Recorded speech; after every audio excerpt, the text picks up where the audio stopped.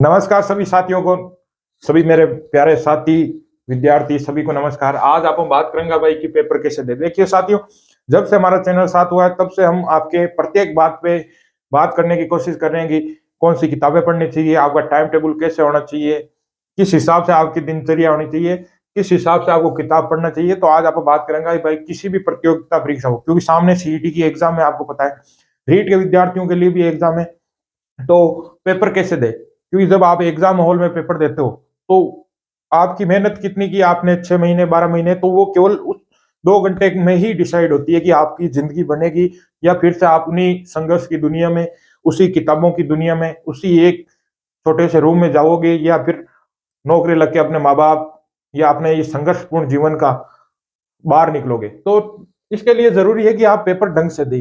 देखिए साथियों, जो पुराने विद्यार्थी होते हैं या जो एक जॉब में लगे हुए हैं और दूसरी जॉब की तैयारी करते हैं, उनको अच्छी तरह से पता है कि पेपर कैसे तैयारी करें। लेकिन सीईटी के विद्यार्थी, हमारे छोटे बहन भाई नए हैं, या कुछ विद्यार्थी जो लगातार परीक्षाओं में अनुत्तीर्ण हो रहे हैं, उनके पीछे कहीं ना कहीं कारण ये 2 घंटे का जो एग्जाम हॉल में टाइम होता है, इसे वो ढंग से मैनेज नहीं कर पाते। और मान के चलिए कि 0.25 0.5 से आप रहते हैं, तो आपको कितना दुख होता है इसका हम महसूस कर सकते हैं साथियों। तो आप का जो बिना फालतू के नंबर कटते हैं, वो आपके नंबर ना कटे, इसके लिए मैं कुछ बातें आपको बताऊंगा।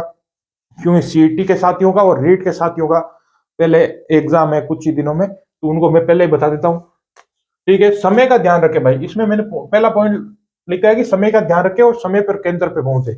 जो आपके परीक्षा हॉल का टाइम है, जैसे 8 बजे का टाइम है, तो आप परीक्षा केंद्र पे 7 बजे ही पहुंच जाइए। आप जल्दी पहुंचोगे तो उससे क्या फायदा होगा कि आपको एक तो हड़बड़ाहट नहीं करनी पड़ेगी, और दूसरा आप समय पे पहुंच जाएंगे तो आपको मार्कशीट ओपन करने का और रोल नंबर भरने का और अपने मार्कशीट और पेपर को ढंग से चेक करने का वक्त मिल जाएगा।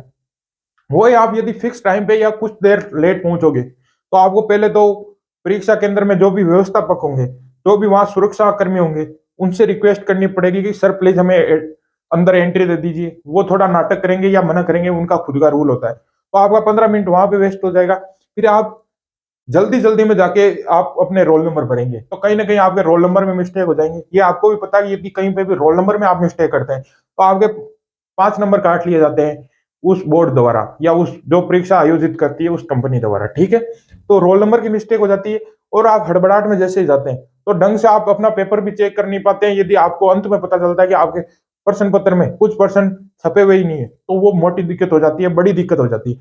तो भाई थोड़ा 1 घंटा पहले पहुंचो, ना थे वेस्ट हो, ना 1 घंटा में थे कोई ज्यादा पहुंचो। तो आपका जो भी परीक्षा केंद्र पे समय दिया हो, उससे 1 घंटा पहले आपको परीक्षा केंद्र पे उपस्थित होना है। ठीक है, दूसरा पॉइंट देखिए साथियों, मैंने ये लिखा है कि सभी प्रश्नों को एक साथ ना पढ़े भाई। आप क्या करते हो कि जैसे ही आपका प्रश्न पत्र आया और 10 पेजों का प्रश्न पत्र है, ठीक है, तो आप उसको प्रश्न पत्र को उठाते हैं, पहला पेज पढ़ा, दूसरा पेज पढ़ा, तीसरा पेज पढ़ा, चौथा पेज पढ़ा, और आपने 10 पेज एक साथ देख लिए 5 मिनट के अंदर ही।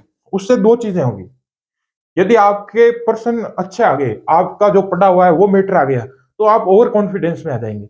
और यदि आपका पढ़ा हुआ क्वेश्चन नहीं आएगा या 2-3 क्वेश्चन हार्ड आ गए, तो आपका कॉन्फिडेंस पूरी तरह लो हो जाएगा।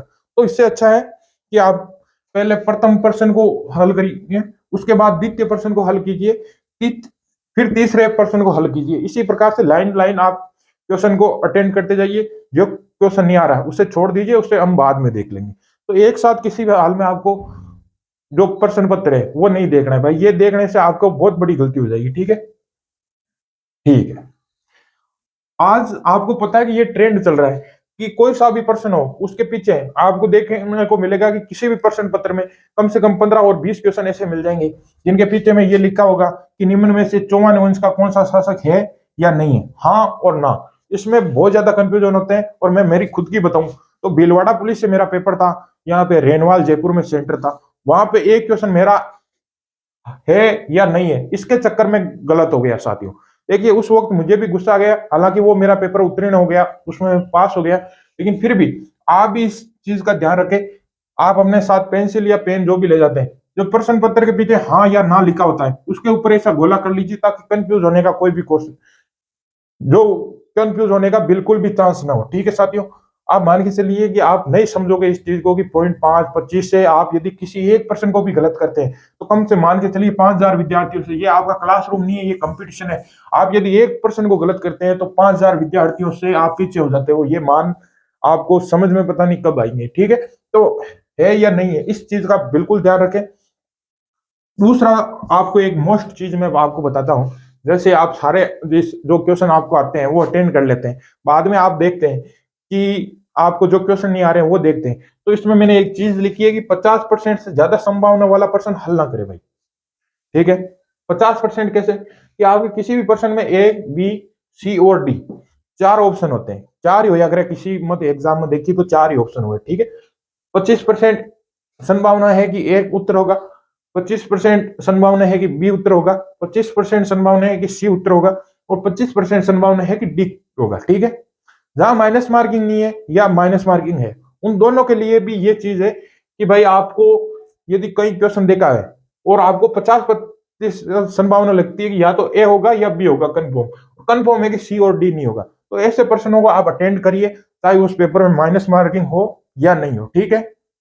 ठीक है, यदि 50% वाला कर लिया, और यदि आपके क्वेश्चन पेपर में जैसे सीईटी वालों के माइनस मार्किंग नहीं है तो उनको तो क्वेश्चन किसी भी हालत में छोड़ के आने नहीं है, अटेंड करके आना है। लेकिन जिस क्वेश्चन में माइनस मार्किंग है, अब की बार राजस्थान पुलिस में ये देखा गया कि जिसकी बेहतरीन तैयारी थी वो भी माइनस मार्किंग के कारण उत्तीर्ण नहीं हो पाया, पास नहीं हो पाया, ठीक है। तो आपको लगता है कि ए बी और सी तीनों में से एक है, डी तो कन्फर्म ही नहीं है, तो इसकी संभावना हो गई 75%। तो आपको 75% वाला क्वेश्चन बिल्कुल ही अटेंड नहीं करना है, किसी भी हालत में 50% से ऊपर संभावना वाला क्वेश्चन आपको अटेंड नहीं करना है, क्योंकि माइनस मार्किंग से आप बिल्कुल पीछे हो जाओगे। और जिसकी एकदम सटीक तैयारी है उनको तो माइनस मार्किंग से बचना चाहिए साथियों। माइनस मार्किंग बहुत खराब चीज है, ये आपको एडमिशन से या जो आप चीज की तैयारी कर रहे हैं, जिस उद्देश्य की तैयारी कर रहे हैं, उस उद्देश्य से वंचित रख देगी, ये मान के चलिए। जो चीजें मुझे अच्छी लगी, समय का ध्यान रखें, सभी प्रश्नों को एक साथ नहीं पढ़ना है, किसी भी हालत में है या नहीं है इस क्वेश्चन का प्रमुख रूप से ध्यान रखें, गोला बना लीजिए, ठीक है। और 50% से ज्यादा संभावना वाला प्रश्न हल ना करें। साथियों, हम हर चीज का जवाब आपको देने की कोशिश करते हैं, आप इसी प्रकार से साथ बनाए रखें। धन्यवाद, जय हिंद।